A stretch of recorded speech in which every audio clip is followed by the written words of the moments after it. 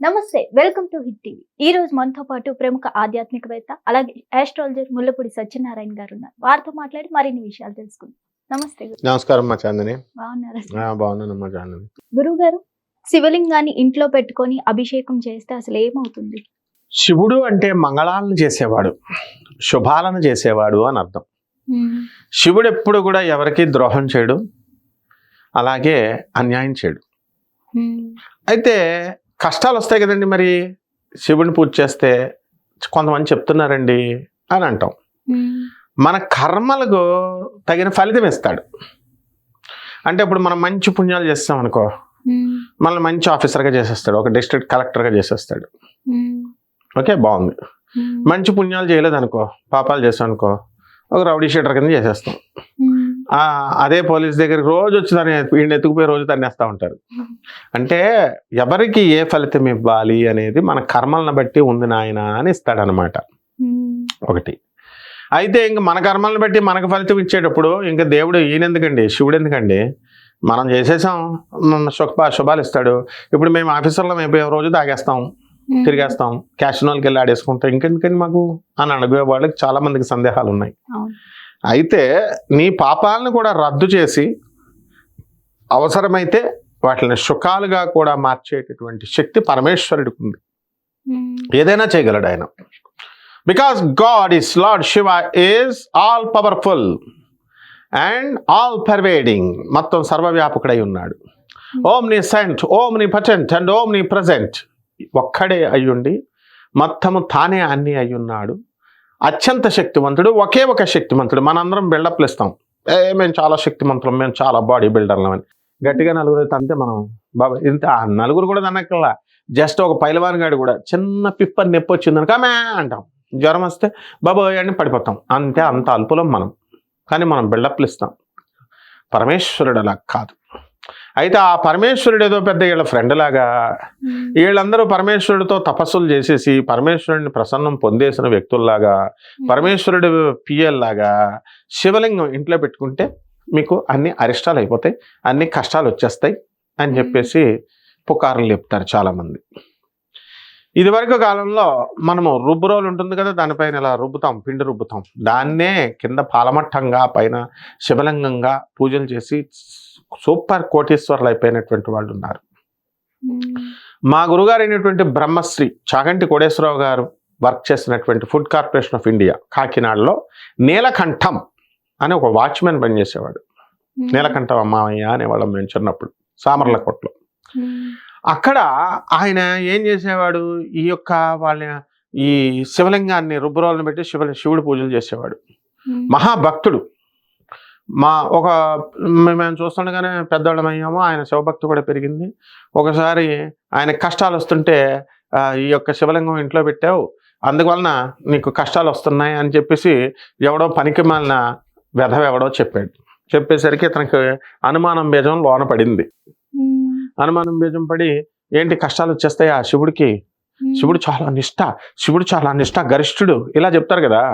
చెప్పేసరికి భయపడి అడిగేవాడు. అడుగుతుంటే ఎవడు చెప్పింది అన్నాను నేను. ఒకడు చెప్పాడు, ఎవడో పంతులు. హూ ఇస్ దట్ ఫూలిష్ పంతులు? Go to our Gurudev Chaganti Koteswara Rao garu. ఆయన చెప్తారు, వెళ్ళో సామలకోట పక్కనెట్టుకొని కాకినాడకి. ఎవడెవడో ఇంటికి, వాడు ఎందుకు వచ్చాడు? అప్పు కోసం వచ్చాడు వాడు. పంతులు అప్పు కోసం వచ్చినాడు, అప్పు తీసుకొని దొబ్బేయాల. అప్పు కోసం వచ్చి నువ్వు శివలింగం పూజ చేస్తున్నావు, నువ్వు శివుడు ఇదైపోతావు అని సలహాలు, బిల్డప్లు ఇవ్వడానికి అనమాట. ఎవరికి ఉంది అర్హత? గురువులకే ఉంటుంది అర్హత. గురువులు చెప్పాలి ఏది మంచి ఏది చెడు అన్నది. ఇంటికి ఫ్రెండ్స్గా వచ్చిన వాళ్ళు, లేకపోతే అప్పుల కోసం వచ్చిన వాళ్ళు, పప్పుల కోసం వచ్చిన వాళ్ళు, వీళ్ళు కూడా శివలింగం పూజ చేస్తే ఇలా అయిపోద్ది, శివలింగం పూజ చేస్తే అలా అయిపోద్ది అని చెప్తే గురువులు ఏమన్నా చేతకానోళ్ళ? చాగంటి కోటేశ్వరరావు గారు, గరికపాటి నరసింహారావు గారు వీళ్ళందరూ ఎందుకున్నారమ్మా? మా గురువుగారు సుందర చైతన్య స్వామి, చిన్నజీయర్ స్వామి శివలింగం గురించి ఎక్కువ చెప్పడానికో, ఆయన వైష్ణవ సిద్ధాంతం, ఓకే మన గురువుగారు ఆ టైపు. అయితే వీళ్ళందరూ ఎందుకు చెప్తారు? మరి భారతీ తీర్థ స్వామి వారు రోజు శివలింగాలకి ఎందుకు పీఠంలో అభిషేకం చేస్తాం? సాక్షాత్ కైలాసం నుంచి శివుడు పార్వతులు ఇస్తే 5 శివలింగాలు మా గురుగారి దగ్గర ఆ శివలింగం ఉంది, స్ఫటిక శివలింగం. రోజు శృంగేరిలో భారతీ తీర్థ స్వామి వారు 36వ శంకరాచార్య శివుడికి చంద్రమౌళీశ్వరుడు, శారదా చంద్రమౌళీశ్వరుడికి అభిషేకం చేస్తారు. ఇళ్లల్లో దర్జాగా పెట్టుకోవచ్చు. అయితే ఇళ్లల్లో పెట్టుకుంటే ఏమని చెప్తారు? ఈ పనికిమాలిన చెప్పేటటువంటి సెంటిమెంట్లు, మూఢనమ్మకాలు పెంచే వెధవలు ఏమని చెప్తారంటే, అయ్యా మెన్సెస్ అవుతారు కదా ఆడవాళ్ళు, అందుకని అది తగిలేస్తుంది గాలి. ఏం తగులుతుంది గాలి? వాళ్ళు ఏమైనా పని కట్టుకొని వెళ్ళి ఆ శివలింగాన్ని ముట్టుకుంటారా వీళ్ళు ఆడవాళ్ళు? మెన్స్ట్రల్ సైకిల్ చిన్నపిల్లలు బుద్ధి లేదా వీళ్ళకి? మామూలుగా ఇళ్ళాలు పనాలు చేసుకుంటారు, గాలి తగిలేసి మైలైపోద్దా ఎక్కడైనా? అలా అనుకుంటే బస్సుల్లోనూ గిసుల్లోనూ డ్యూటీలకు వెళ్తున్నారు, ఇప్పుడు ముట్టుకుంటున్నారు పార్టీలకి వీళ్ళకి. మరి ఇవన్నీ ఎలా? కాబట్టి గాలికి ముట్టు లేదు, అగ్నికి ముట్టు లేదు, నీళ్లకు ముట్టు లేదు, మైల లేదు. అందువలన శివలింగం ఇంట్లో పెట్టుకుంటే మహాప్రసాదం. మనకి ఇప్పుడు సిద్ధగురువు గారు ఉన్నారు, రమణానంద స్వామి. ఆయన అనంతపూర్లో బీటెక్ చేశారు. చేసి చక్కగా శివలింగాలు, పెద్ద పెద్ద శివలింగాలు పెట్టిస్తారు.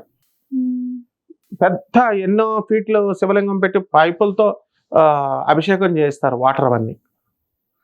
ఆయన అది చేసినా విమర్శిస్తారు జనాలు. తప్పు. అట్లా శివలింగాన్ని దర్జాగా పెట్టుకోవచ్చు, అందరూ చెప్పారు, శాస్త్రమే చెప్తుంది.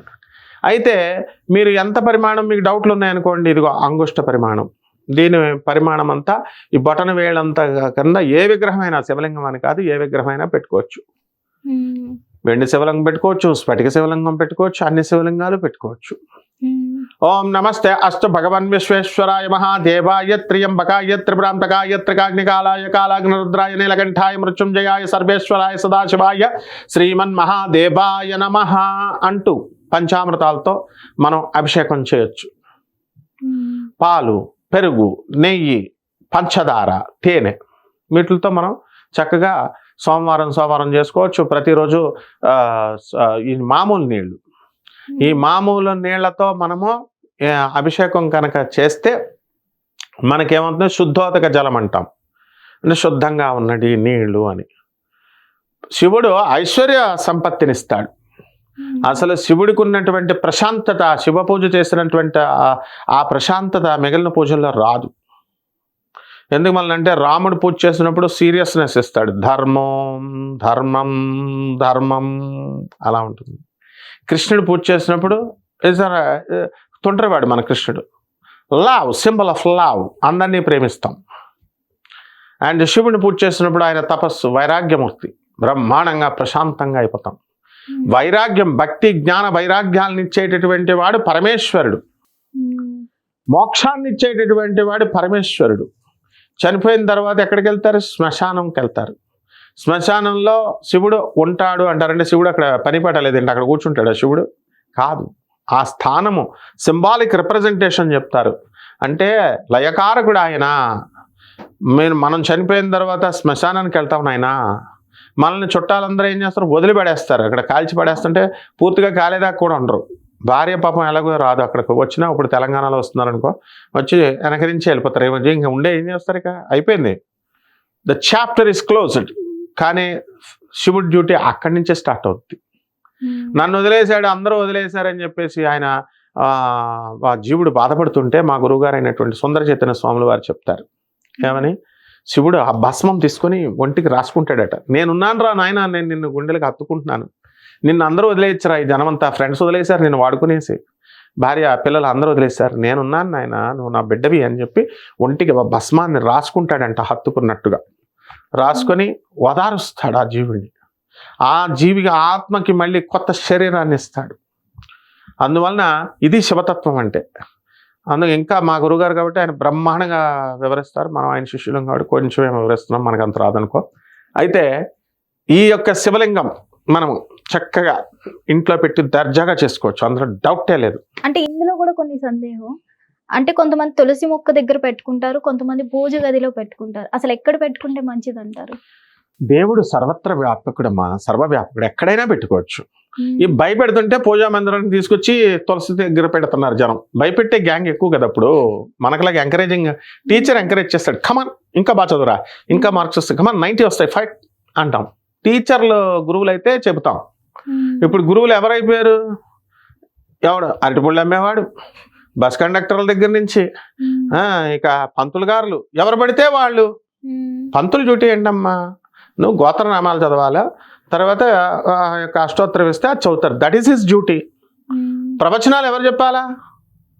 పండితులు చెప్తారు.